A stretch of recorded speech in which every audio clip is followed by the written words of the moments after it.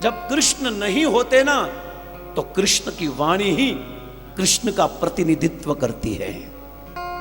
समझ लीजिए, सुन लीजिए, જ્યારે ભગવાનની ઉપસ્થિતિ ન હોય, ભગવાન તો અત્ર તત્ર સર્વત્ર છે, અંડાંતરસ્થ પરમાણુ ચયાંતરસ્થ અંતસ્થ સર્વભૂતાનામ હૃદય તિષ્ઠંતિ અર્જુન સર્વસ્ય ચાહમ હૃદય સન્નવિષ્ટ, હર જગા પર હૈ હરિ વ્યાપક, હર જગા પર હૈ। પણ આપણે જ્યારે ન દેખાય, કૃષ્ણ તો વહાં પર, આપણે જ્યારે ન દેખાય ત્યારે શું કરવું? ત્યારે ને બોલાવો।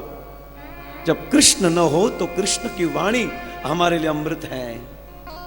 इसलिए गोपी गीत में आ श्लोक में गोपी શું ગાય છે? કૃષ્ણ તમે તો નીકળી ગયા, તમારી અનુપસ્થિતિ છે, તમે અદ્રષ્ટિ ગોચર થઈ ગયા, તમને દેખાતા નથી, પણ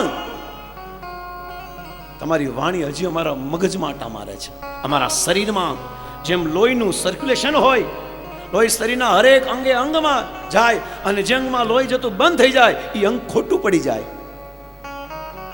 એમ હે કૃષ્ણ, તમારી ઉપસ્થિતિ વગર અમારા શરીરમાં તમારા પ્રેમનો પ્રવાહ બંધ થઈ ગયો, મૂર્છિત થઈ ગઈ, પણ તમારી વાણીના તમારી વાણી રૂપી બાટલો ચડ્યો આવે ને, આપણું લોહી ઘટી જાય ત્યારે લોહી ચડાવે, એમ જ્યારે ગોપીઓના પ્રેમનું, આ કૃષ્ણના વિરહનું જ્યારે આ લોહી, પ્રેમનો લોહી નીકળી ગયું ત્યારે કૃષ્ણની વાણી રૂપી બાટલો ચડ્યો છે। એટલા માટે એને યાદ કરે છે આ શ્લોકમાં। શું કહે છે? મધુરયા ગિરા વલ્ગુવાક્યયા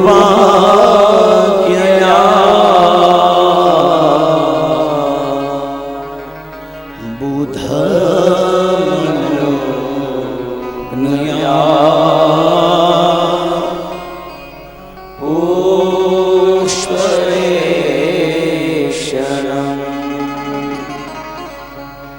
विधि करी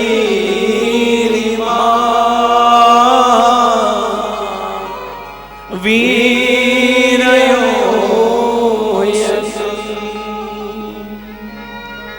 अधर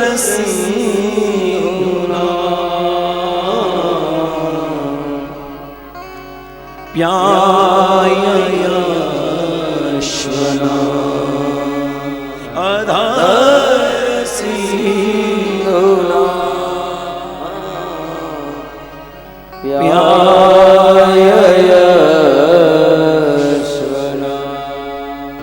हे कृष्ण,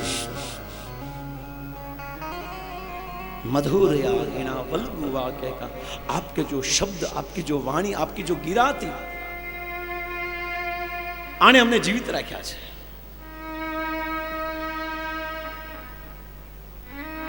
પણ આ વાણીનું જ્યાં સુધી સ્મરણ છે ત્યાં સુધી કૃષ્ણ તમારું સ્મરણ છે। जब आपकी कथा का विस्मरण हो जाएगा, सततम स्मर्तव्यम विष्णु न विस्मृत जातु चित, जब आपकी कथा का विस्मरण हो जाएगा तब कृष्ण ये पूरा जगत शून्य हो जाएगा।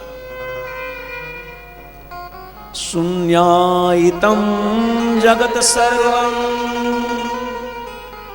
गोविंद विरहेण युगायितं निमिषेण चक्षुषा प्रावृषायितं शून्यायितं जगत सर्वं गोविंद विरहेण शून्यायितं जगत सर्वं गोविंद विरहेण। जब आपकी वाणी का विस्मरण हो जाएगा और जब आपकी कथा का कहने वाले संतों के मुख से निकलने वाली वाणी को जब सुनना बंद हो जाएगा तब हमारा प्राण निकल जाएगा। हमें हमारा प्राण એટલે ટક્યા છે વારંવાર ગોપિયા કૃષ્ણને ફરિયાદ કરે, કૃષ્ણ તમારી વગર અમે નિષ્પ્રાણ થઈ ગઈ છે. जिस प्रकार पानी के बिना मछली तड़पती है, वैसे हे कृष्ण तुम्हारा दर्शन वगर रुद्दुरहम राजन.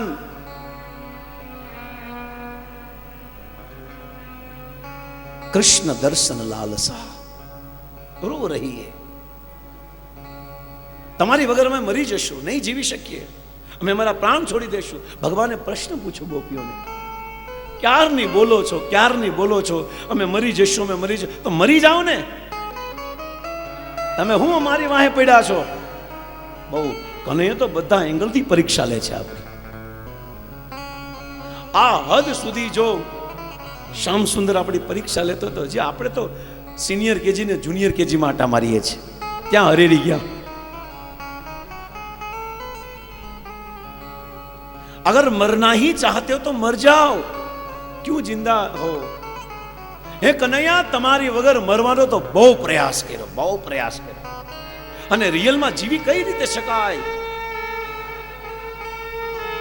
જેના કારણે પ્રાણ ચાલતા હોય, કારણ જો વિસ્મરણ થઈ જાય તો શ્વાસ कैसे બહાર निकल सकती है.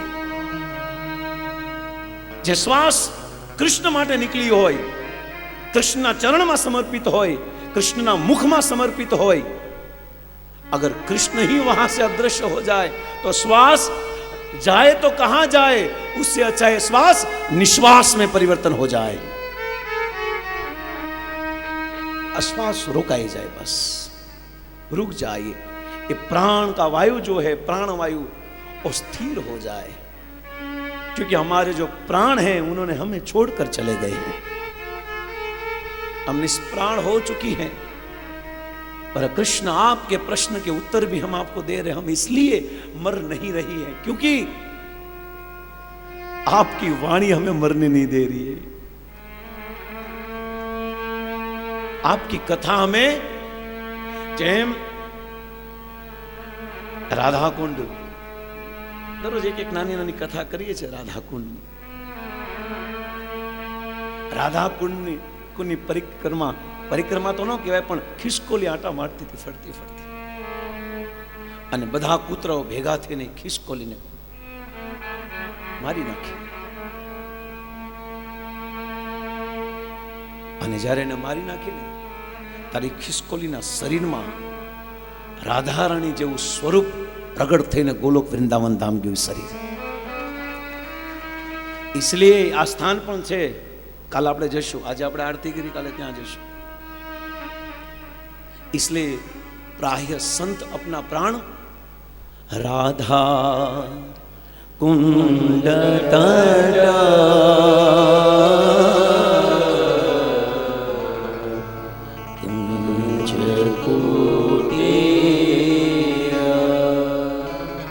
अगर व्रज में भी आकर हम अपने आनंद का, अपना रसनी और अपनी इच्छा नु ध्यान रखिए छे, तो व्रज में आकर भी हम थोड़ा भोग कर रहे हैं.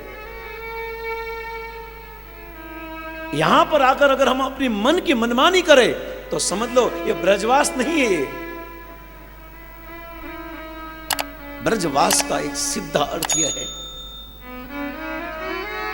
कि जहां पर चित्त हमारा कृष्ण में 100% लग जाए, संसार की तनिक बात भी मन में स्मरित न हो, स्फुरित न हो. सूर्य की किरण से जब भेज निकली जाए, उड़ी जाए,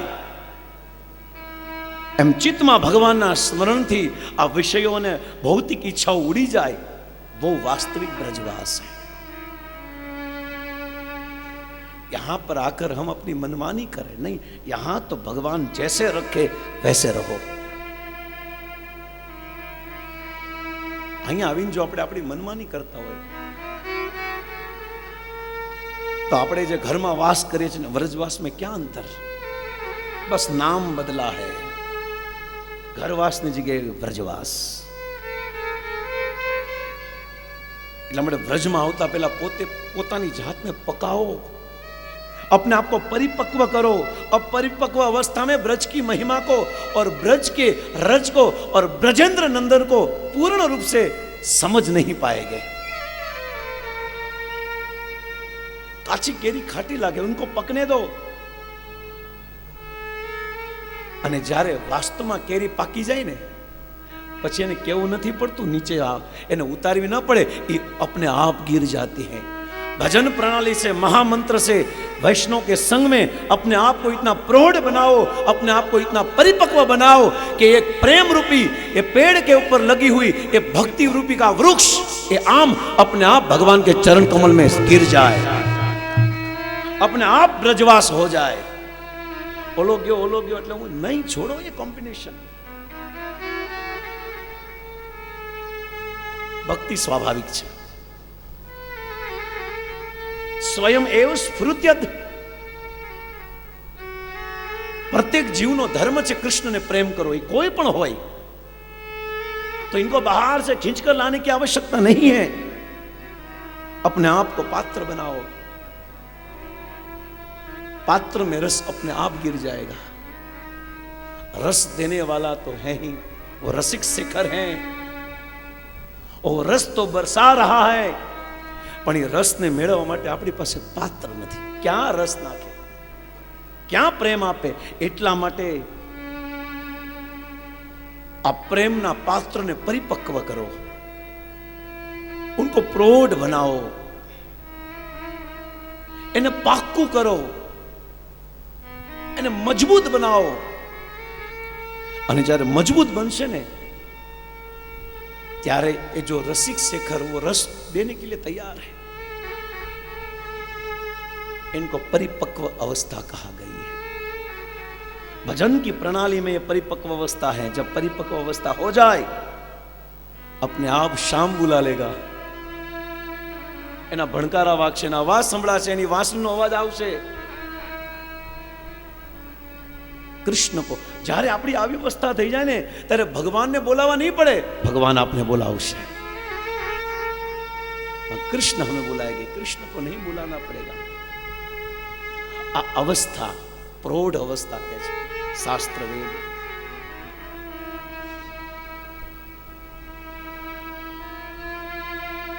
इसलिए राधा कुंड खिसकोली ने भगवान धाम किशोरी जी चरण कमल मेड़ा हो, इसलिए लोग राधा कुंड में वास करने की इच्छा करते हैं. राधा कुंड तटा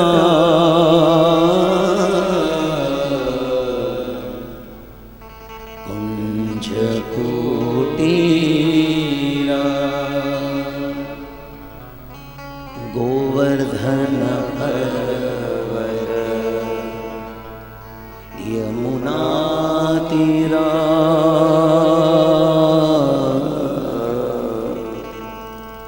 यमुना तीरा.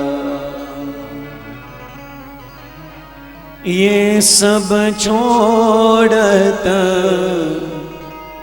कहीं नहीं जाऊं, ये सब छोड़त कहीं नहीं जाओ. भक्ति नो ठाकुर.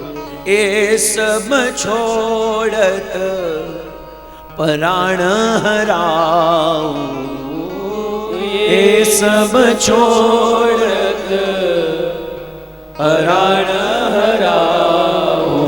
राधा कुंड तटा कुंज कुटीरा